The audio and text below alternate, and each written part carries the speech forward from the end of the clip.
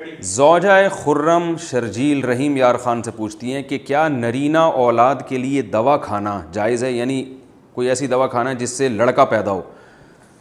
جائز ہے، دوا کھانے میں کوئی حرج نہیں ہے، لیکن ایک بات ویسے جنرل نالج کی یہ سمجھ لیں جس کا شریعت سے تعلق نہیں ہے، ایک عام نالج سے اس کا تعلق ہے کہ یہ جو دعوے کیے جاتے ہیں نا بعض حکیموں کی طرف سے کہ یہ دوا کھانے سے لڑکا پیدا ہونے کا چانس بڑھ جائے گا، یا ہم نے فلاں کو دوا کھلائی تو لڑکا پیدا ہوا، جو جدید تحقیق ہے جہاں تک جس پر میں مطلع ہو چکا ہوں، اس بارے میں نے بڑے بڑے ڈاکٹروں سے بھی میری بالمشافہ بات ہوئی ہے، اب تک کوئی ایسی دوا، کوئی ایسا طریقہ ایجاد نہیں ہوا ہے جس کے کھانے سے یا کوئی ایسا طریقہ اس پر عمل کرنے سے آپ کے لڑکا پیدا ہونے کا چانس بڑھ جائے، ایسا کوئی طریقہ نہیں ہے، صرف ہوائی باتیں ہیں۔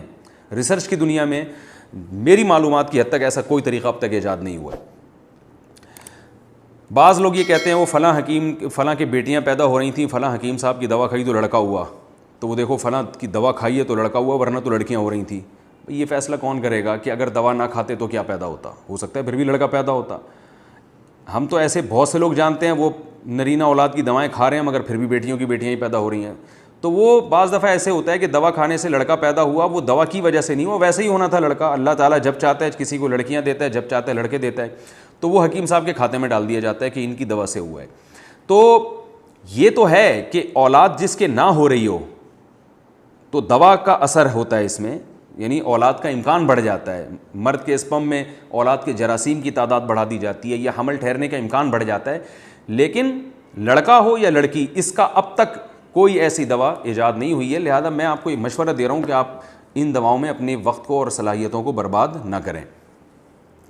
نبی صلی اللہ علیہ وسلم نے جو ارشاد فرمایا، ہو سکتا ہے کسی کو ایک اشکال ہو، یہ حدیث ہے کہ آپ صلی اللہ علیہ وسلم نے فرمایا کہ جب مرد کا پانی غالب آتا ہے تو لڑکا پیدا ہوتا ہے، جب عورت کا پانی غالب آتا ہے تو لڑکی پیدا ہوتی ہے۔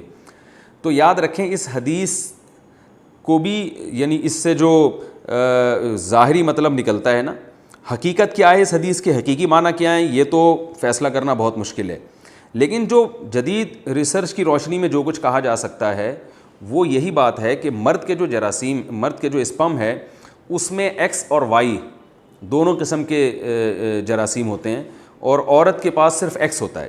تو وائی اور ایکس کا جب ملاپ ہوگا تو لڑکا پیدا ہوتا ہے، اور ایکس کا جب ملاپ ہوتا ہے تو لڑکی پیدا ہوتی ہے۔ اب کوئی دوا دنیا میں ایسی نہیں ہے کہ کھانے سے جس میں وائی کے جو ہے وہ اسپم، وہ مرد کی اسپم میں ان کی تعداد بڑھ جائے، ایسی کوئی دوا نہیں ہے، ڈاکٹر یہ کہتے ہیں، اور یہ دونوں بالکل برابر ہوتے ہیں۔ اب یہ قدرت کی مرضی ہے کہ وہ وائی کو ایکس سے ملا دے یا ایکس کو ایکس سے ملا دے، یہ قدرت کی مرضی ہے۔ کوئی ایسی چیز نہیں ہے کہ وہ کھانے سے جناب وہ وائی کی سپیڈ تیز ہو جائے اور ایکس کی سپیڈ سلو ہو جائے، یا وائی کے ایکس کے ملنے کا چانس بڑھ جائے اور وائی کے ملنے کا چانس ختم ہو جائے۔ بعض لوگ کہتے ہیں طاقت اور قوت پر اس کا مدار ہے، ایسا نہیں ہے۔ بڑے بڑے طاقتور لوگ ہیں، ان کے بیٹیاں ہی بیٹیاں ہیں، اور بڑے بڑے کمزور ہیں جن کے اللہ نے بیٹے دیے ہیں۔ ہمارے نبی صلی اللہ علیہ وسلم سے زیادہ طاقتور کون تھا؟ حدیث میں آتا ہے 40 مردوں کے برابر آپ کو طاقت دی گئی، مگر آپ کی بیٹیاں زیادہ تھیں۔ تو یہ خالصتاً اللہ کی طاقت اور قدرت پر اس کا مدار ہے۔ یہب لمن یشاء اناثا، جس کو چاہتا ہے بیٹیاں دیتا ہے، ویہب لمن یشاء الذکور، جس کو چاہتا ہے بیٹے دیتا ہے، او یزوجہم ذکرانا و اناثا، یا جس کو چاہتا ہے بیٹے اور بیٹیاں دونوں دے دیتا ہے۔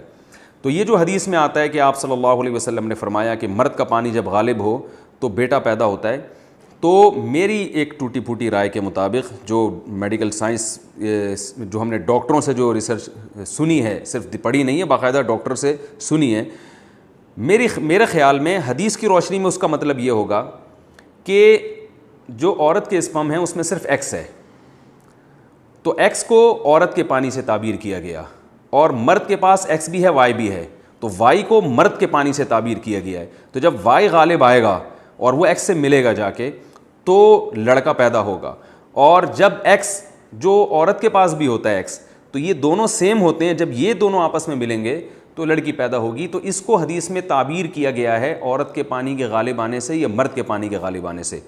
تو یہ میڈیکل جو جدید تحقیق کی روشنی میں حدیث کی یوں تفسیر بیان کی جا سکتی ہے، میری رائے ہے۔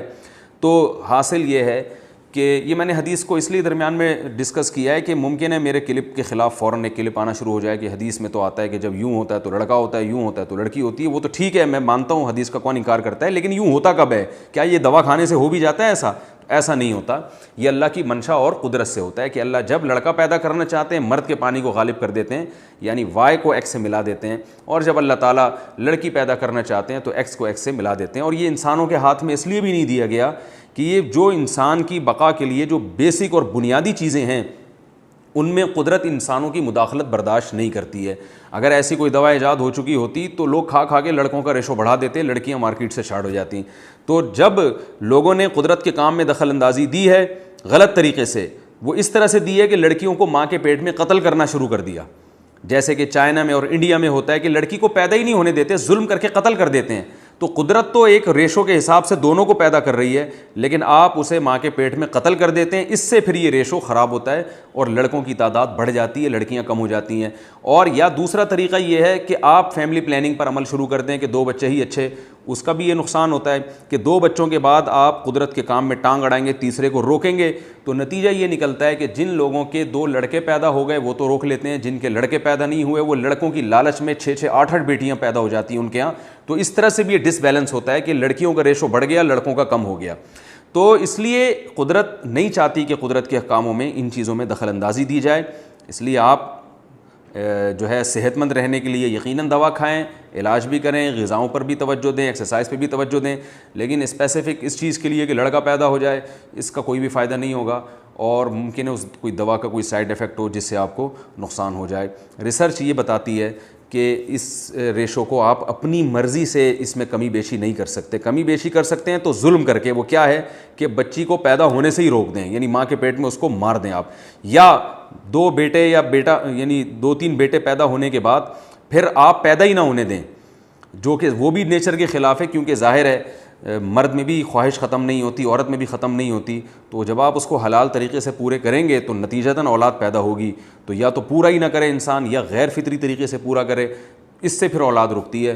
تو یہ سب چیزیں انسان کو تباہی کی طرف لے کر جاتی ہیں. اس لیے اللہ تعالیٰ کی اس آیت پہ غور کرنا چاہیے. یہب لمن یشاء اناسا, جس کو چاہتا ہوں گفٹ میں دے دیتا ہوں بیٹیاں.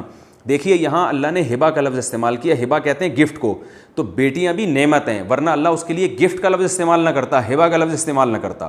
اولاد بھی اللہ کی نعمت اور بیٹیاں بھی اللہ کی نعمت.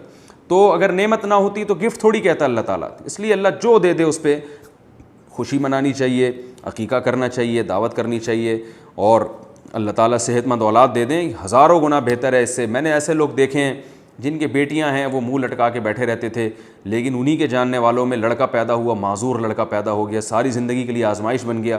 تو بیٹی اگر صحت مند پیدا ہو رہی ہے اللہ کا اس پہ خوب شکر ادا کریں. 1 نہیں 10 بیٹیاں پیدا ہو جائیں, اللہ تعالیٰ کی رحمت ہے. اور نبی صلی اللہ علیہ وسلم نے ارشاد فرمایا کہ جس نے 3 بچیوں کی کفالت کی اور ان کی بلوغت کے بعد ان کا صحیح جگہ نکاح کر دیا, ان کی تعلیم و تربیت کا انتظام کیا, تو آپ صلی اللہ علیہ وسلم نے فرمایا میں اس کے لیے جنت کی ضمانت لیتا ہوں. صحابی کھڑے ہوئے, عرض کیا یا رسول اللہ اگر 2 بیٹیوں کی کفالت کی, آپ نے فرمایا 2 کی بھی.